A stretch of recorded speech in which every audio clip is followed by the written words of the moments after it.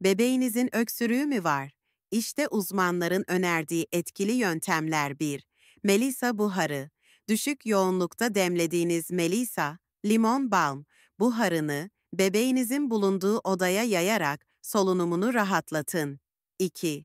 Papatya kompresi.